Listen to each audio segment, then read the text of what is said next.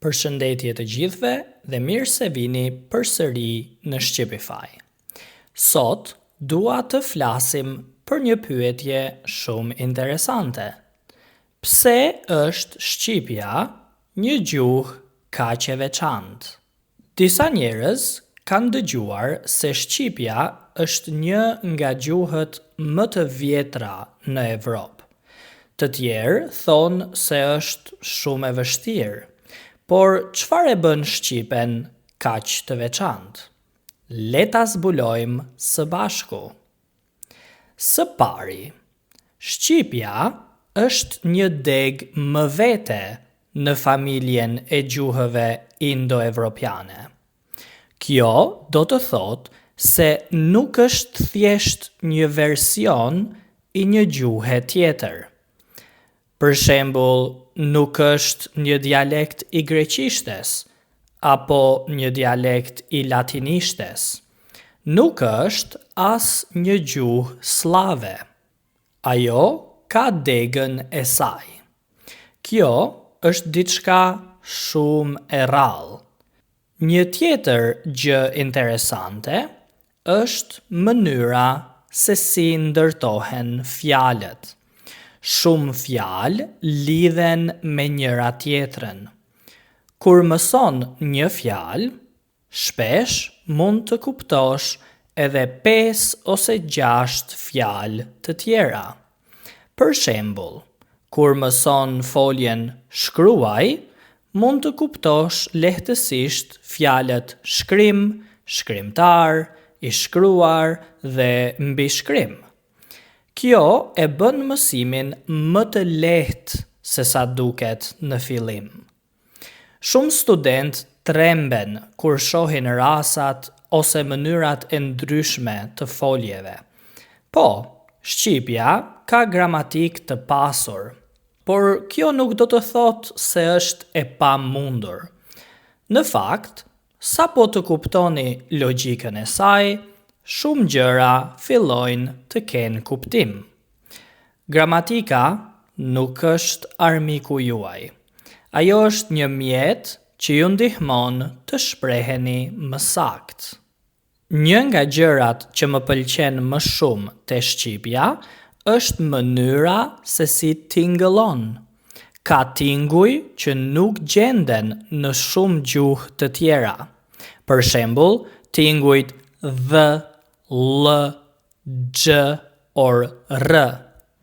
Në fillim mund të jenë të vështira, por me praktik bëhen krejtësisht natyrale. Më pëlqen gjithashtu fakti që shqipja është shumë shprehse.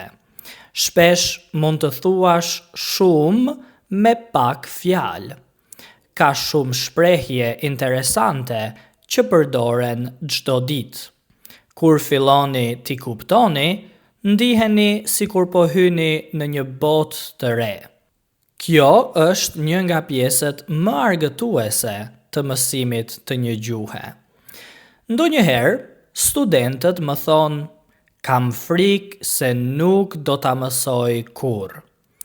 Unë gjithmonë u them të njëjtën gjë. Mos mendo për gjithë gjuhën.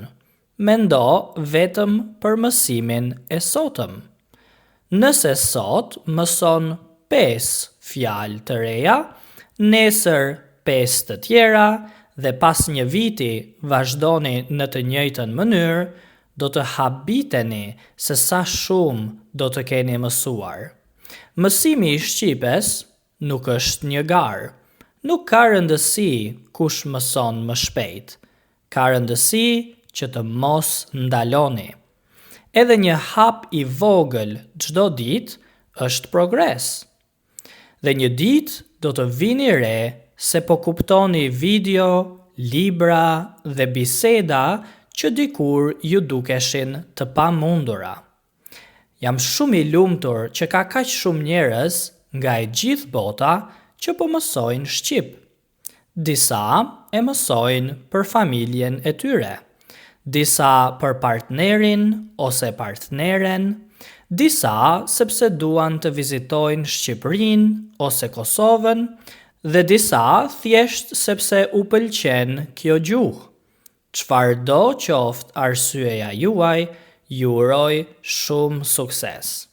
Qëllimi i kësaj videoje është që ju të dëgjoni dhe të familiarizoheni sa më shumë me gjuhën shqipe. Shpresoj që t'ju ketë ndihmuar. Faleminderit shumë që e ndoqët këtë video. Nëse ju pëlqeu, mos harroni të bëni like, subscribe dhe ta ndani me miqtë tuaj. Dhe tani kam një pyetje për ju. Pse po mësoni shqip? Shkruajini përgjigjen në komente. Do të jem shumë i lumtur t'i lexoj të gjitha. Mos harroni që kemi shumë pako flashcards për të praktikuar fjalët e reja. Mund ta gjeni linkun në përshkrimin e mëposhtëm dhe në komentin kryesor. Vazhdoni të mësoni dhe të praktikoni. Shihemi në videon tjetër.